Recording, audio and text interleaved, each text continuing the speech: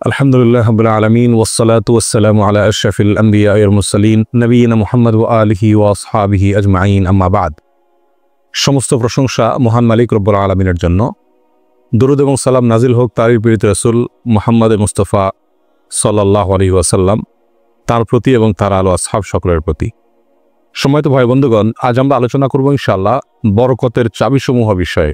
বরকত শব্দের অর্থ হলো কল্যাণ বেশি হওয়া, যে কোনো কিছুতে আল্লাহর পক্ষ থেকে কল্যাণ যুক্ত হওয়া, এটা হলো বরকত। দুনিয়ার যে কোনো বস্তুতে যখন আল্লাহ সুবহানাহু ওয়া তাআলার পক্ষ থেকে কল্যাণ যুক্ত হয়, বিষয়টা যখন কল্যাণকর হয়ে যায়, উপকারী হয়ে যায়, তখন সেটা পরিমাণে অনেক অল্প হলেও আমাদের জন্য সেটা অনেক বেশি উপকার বয়ে আনে। অনেকে অনেক দীর্ঘ হায়াত পাইছেন, কিন্তু দীর্ঘ হায়াতে তেমন কিছু করার সুযোগ পান নাই, তার মানে জীবনে বরকত হয় নাই। অনেকে প্রচুর পরিমাণ সম্পদ কামাই করেছেন, কিন্তু সেই সম্পদ থেকে কোনো হিসাব খুঁজে পাচ্ছেন না যে কোথায় কি করলেন, বরকত নাই। অনেকে দেখা যাচ্ছে যে অনেক কাজ করেছেন, কিন্তু ফলাফল দেখা যাচ্ছে খুব বেশি একটা দৃশ্যমান না, তার মানে বরকত নাই। এর বিপরীতে দেখা যায় একজন অল্প কামাই করছে, মাশাআল্লাহ, এর ভিতরে সে অনেক কিছু করে ফেলেছে। কারণ হলো তার এই কামাইতে কি ছিল? বরকত ছিল। এই কামাইতে আল্লাহ সুবহানাহু ওয়া তাআলার পক্ষ থেকে কল্যাণ ছিল। অতএব আমাদের জীবনে, আমাদের আমলে, আমাদের রুজিতে, আমাদের ইনকামে, আমাদের সন্তান সন্ততিতে, আমাদের সব কিছুতে আল্লাহ সুবহানাহু ওয়া তাআলার পক্ষ থেকে বরকত আসবে। বেশ কিছু আমল আছে, সে আমলগুলো করলে এগুলোকে আমরা এক কথায় বলতে পারি বরকতের 10টি চাবি। এই চাবিগুলো যদি আমরা ব্যবহার করি, তাহলে ইনশাআল্লাহ বিদিল্লাহ আমাদের জীবন বরকতময় হয়ে যাবে। তার ভিতরে 1 নম্বরের চাবি হলো বরকতের ঈমান এবং তাকওয়া। প্রিয় ভাইরা, যখন ঈমান এবং তাকওয়া কারোর মধ্যে থাকে, তখন আল্লাহ সুবহানাহু ওয়া তাআলার পক্ষ থেকে বরকতের বারিধারা তার প্রতি বর্ষণ হতে থাকে। আল্লাহ সুবহানাহু ওয়া তাআলা কোরআন কারীমে বলেছেন, ওয়ালাউ আন্না আহলাল কুরা আমানু ওয়াত্তাকাউ লাফাতাহনা আলাইহিম বারাকাতিম মিনাস সামাই ওয়াল আরদ। যদি কোনো জনপদের লোকেরা ঈমান আনে এবং তাকওয়া অবলম্বন করে, তাহলে আমি আসমান থেকে এবং জমিন থেকে, উপর থেকে নিচ থেকে, উভয় দিক থেকে বরকতের সমস্ত দুয়ার খুলে দেব। সম্মানিত ভাইরা, এই জন্যই দেখা যায় সারা পৃথিবীতে অন্য ধর্মের মানুষেরা, অমুসলিমেরা কোনো কোনো দিক থেকে অনেক বেশি সুখে শান্তিতে আছে বলে আমাদের কাছে মনে হয়, কিন্তু আসলে সুখে শান্তিতে খুব একটা নাই। বিভিন্ন জরিপ বলছে সুসাইড বা আত্মহত্যার পরিমাণ তাদের মধ্যে বেশি। আত্মহত্যা মানুষ তখনই করে যখন সুখের চাইতে দুঃখের পরিমাণ বেড়ে যায়। কিন্তু মুসলমানদের মধ্যে আত্মহত্যার পরিমাণ অনেক কম। মুসলমানরা বেশিরভাগই গরিব, অভাবী, তারপরেও তাদের মধ্যে আত্মহত্যার পরিমাণ কম। এটা একটা আলামত যে তাদের জীবনে কি আছে? বরকত আছে। কারণ ঈমান সামান্য হলেও আছে। আর যার জীবনে ঈমান নাই, তাকে দেখবেন যে অনেক আট্টালিকা দেশে আছে, সুখে শান্তির অনেক উপকরণ তার কাছে আছে, কিন্তু আসলে সুখ শান্তিতে খুব একটা সে নাই, কারণ তার জীবনে কি নাই?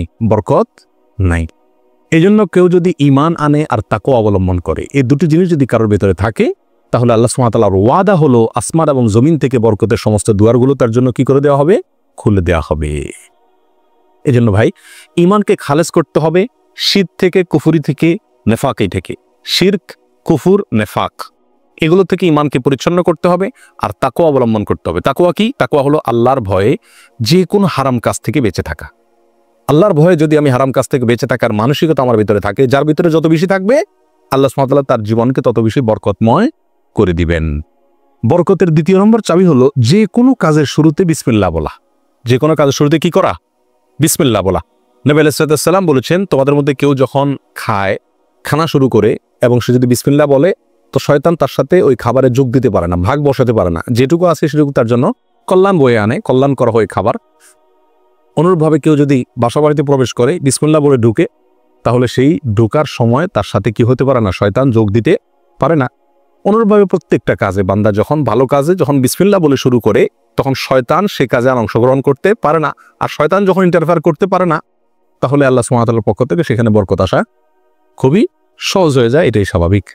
অতএব বিসমিল্লাহর পরিমাণ বেশি বলা। 3 নম্বর বরকতের চাবি হলো ভাই কোরআনে কারীমের সাথে সম্পৃক্ততা বাড়ানো।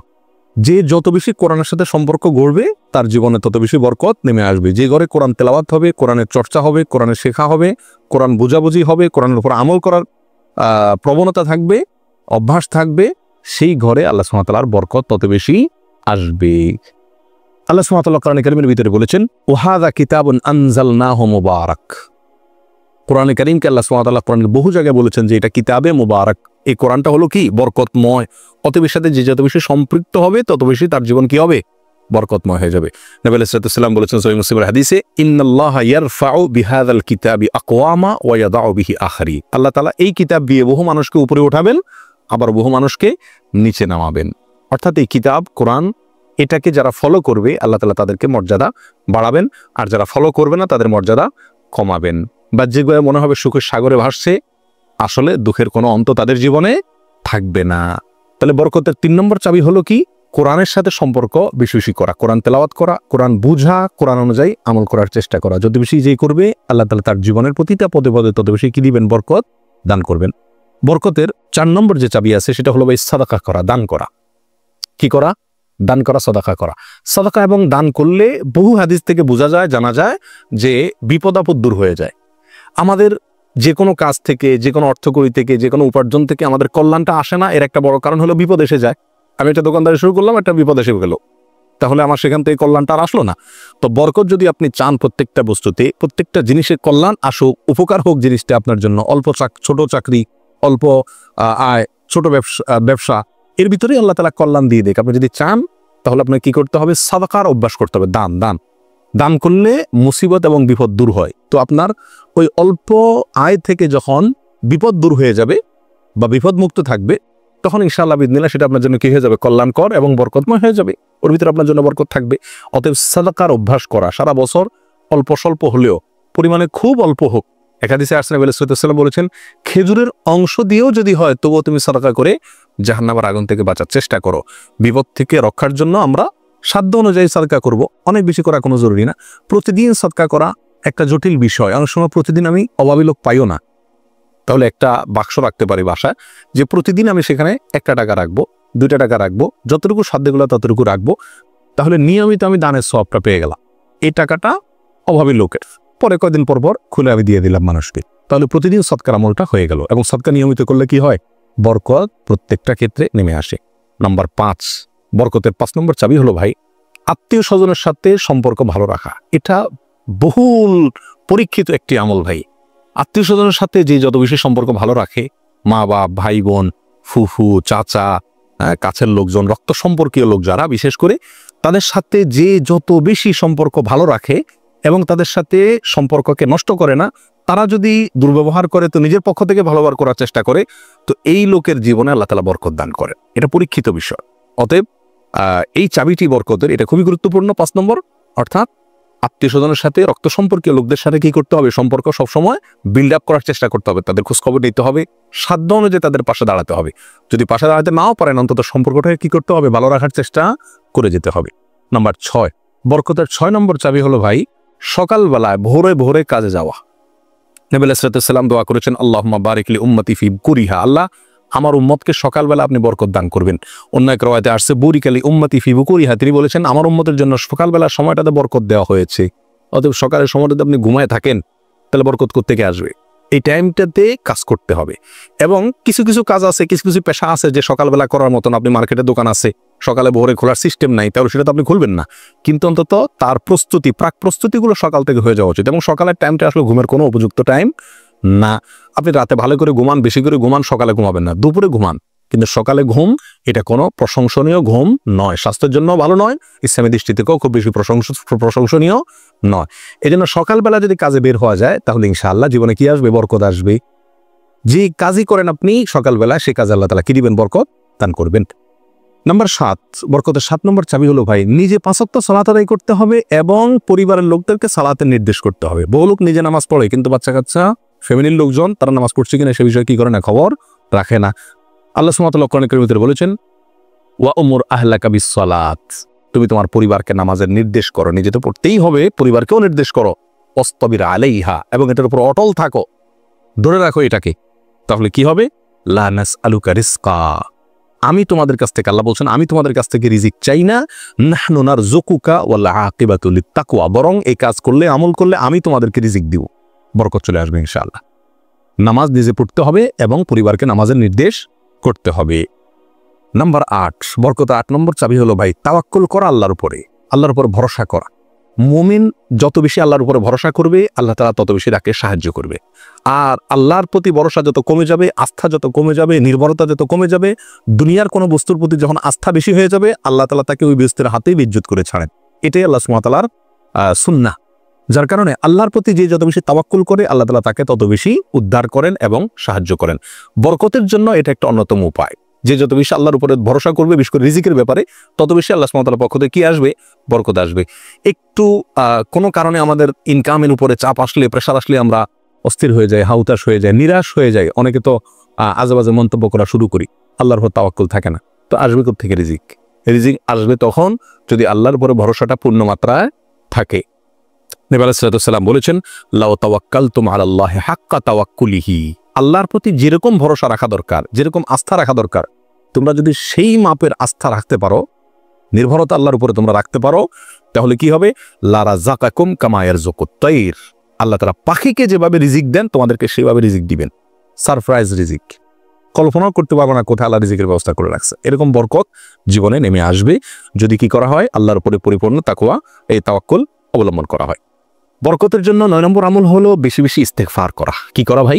ইস্তেগফার করা। ইস্তেগফার, উঠতে চলতে ফিরতে সবসময় ইস্তেগফার করা। আস্তাগফিরুল্লাহ ওয়া আতুবু ইলাইহি, আস্তাগফিরুল্লাহাল্লাযী লা ইলাহা ইল্লা হুয়াল হাইয়ুল কাইয়্যুম ওয়া আতুবু ইলাইহি, অথবা সাইয়্যিদুল ইস্তেগফার পড়া। কিচ্ছু না পারেন শুধু আস্তাগফিরুল্লাহ পড়া, আস্তাগফিরুল্লাহ আস্তাগফিরুল্লাহ আস্তাগফিরুল্লাহ ওয়া আতুবু ইলাইহি, এতটুকু পড়া। এবং যখন পড়বেন অর্থ বুঝে পড়বেন, আল্লাহর কাছে ক্ষমা চাচ্ছেন আপনি। আর ক্ষমা চাইলে ক্ষমা চাওয়ার মোড থাকে আলাদা। একটা মানুষের কাছে যখন মাপ চান আপনি, তখন মাপ চাওয়ার মোড ভিন্ন থাকে না? আস্তাগফিরুল্লাহ যখন বলবো তখন নিজের অপরাধের কথা স্মরণ করে, অথবা আমি যে বহু অপরাধ করি সে কথাটা মনে করে আল্লাহর কাছে ক্ষমা চাইবো। যত বেশি ইস্তিগফার করবো তত বেশি রিজিক আসবে। সূরা নূহের ভিতরে আল্লাহ সুবহানাহু ওয়া তাআলা আল্লাহর নবী নূহ আলাইহিস সালাম সম্পর্কে বলেছেন যে নূহ আলাইহিস সালাম বলেছেন তার জাতিকে, ফাকুলতু আস্তাগফিরু রাব্বাকুম ইন্নাহু কানা গাফফারা। তিনি বলেন, আমি আমার জাতিকে বলেছিলাম তোমরা তোমাদের রবের ইস্তেগফার করো, তোমাদের রব ক্ষমাশীল।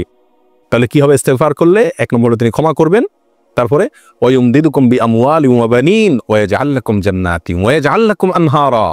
সম্পদ এবং সন্তান, পরিবার, এই দুইটা দিয়ে তোমাদেরকে শক্তিশালী করবেন, রিচ করে দিবেন, সমৃদ্ধ করে দিবেন। ওয়া ইয়াজআল লাকুম জান্নাতিন ওয়া ইয়াজআল লাকুম আনহারা, তোমাদের জন্য বাগবাগিচা দিবেন এবং নহর প্রশোভন দান করবেন, অর্থাৎ রুজি রুটির বরকত দান করবেন। সম্মানিত ভাই বন্ধুগণ, তাহলে ইস্তেগফার করলে রুটি রুজির বরকত হয়, সম্পদে আপনার বরকত হয়, সন্তানে বরকত হয়, পরিবারে বরকত হয়। অতএব ইস্তেগফার বেশি বেশি করতে থাকতে হবে। নবী আলাইহিস সালাম বলেছেন, মাল্লাজিমাল ইস্তেগফার, যে ব্যক্তি ইস্তেগফারকে ধরে রাখবে, সবসময় নিয়মিত ইস্তেগফার করবে, জাআলাল্লাহু মিন কুল্লি যিকিন মাখরাজা, সকল কঠিন মুহূর্ত থেকে বের হওয়ার জন্য আল্লাহ তাআলা তাকে পথ দেখাই দিবেন। ও কুল্লি হাম্মিন ও মিন কুল্লি হাম্মিন ফারাজা, সকল পেরেশানি থেকে আল্লাহ তাআলা তার জন্য প্রশস্ততার পথ দেখাই দিবেন যদি সে ইস্তেগফারকে ধরে রাখে। 1-2 বার পড়া না, নিয়মিত পড়তে থাকে, ধরে রাখে। অতএব বরকতের জন্য বেশি বেশি ইস্তেগফার করতে হবে। 10 নম্বর বরকতের চাবি হলো ভাই, পরিপূর্ণ সালামের ব্যাপক পরিমাণে প্রচলন ঘটাতে হবে, দিতে হবে। সালামের পরিপূর্ণ রূপ হলো আসসালামু আলাইকুম ওয়া রাহমাতুল্লাহি ওয়া বারাকাতুহু। এখানে আমরা সবাই জানি দোয়া করা হয়, আপনার প্রতি শান্তি বর্ষিত হোক, আল্লাহর রহমত বর্ষিত হোক এবং আল্লাহর বরকত নাজিল হোক আপনার প্রতি। তাহলে আপনি যখন কারোর প্রতি সালাম দিচ্ছেন, পূর্ণাঙ্গ সালাম, আসসালামু আলাইকুম ওয়া রাহমাতুল্লাহি ওয়া বারাকাতুহু, তার মানে আপনি কেমন যেন তার জন্য বরকতের দোয়া করছেন, শান্তির দোয়া করছেন। আর হাদিসে আসছে, কোনো মুসলিমের জন্য যদি আপনি বরকতের দোয়া করেন বা যে কোনো দোয়া করেন, তো ফেরেশতা আপনার জন্য দোয়া করে আল্লাহ এই বান্দাকেও আপনি দান করেন। তাছাড়া যাকে সালাম দিবেন তিনিও জবাব দিবেন। আপনি যেহেতু অবারাকাতু পর্যন্ত পড়বেন, তার জন্য উচিত হবে বরাকাতু পর্যন্ত দেওয়া। সালাম যতটুকু দেওয়া হয় পরিপূর্ণ কমপক্ষে অতটুকু দিতে হয়। অতএব যত বেশি সালাম দেওয়া হবে তত বেশি ফেরেশতা আমার জন্য বরকতের দোয়া করবে, আর যাকে সালাম দিচ্ছি তিনিও করবেন। তাহলে সালামের প্রচলন ব্যাপক পরিমাণে যদি করতে পারি, তাহলে আমাদের জীবনে কি আসবে ভাই? বরকত নেমে আসবে। আর আগেই বলেছি, বরকতের অল্প বেবরকতের বহুর চাইতে উত্তম এবং শ্রেষ্ঠ। আল্লাহ তাআলা আমাদেরকে বরকতের সম্পদ দান করুক। অধিক সম্পদ নয়, বরকতের সম্পদ। আল্লাহ তাআলা আমাদের বরকতের সন্তান দান করুক।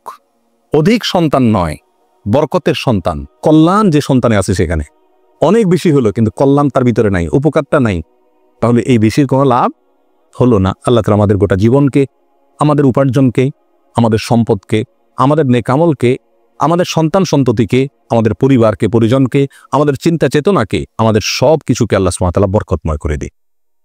সব কিছুতে আল্লাহ তাআলা কল্যাণ এবং উপকারিতা প্রচুর পরিমাণে বৃদ্ধি করে দিই।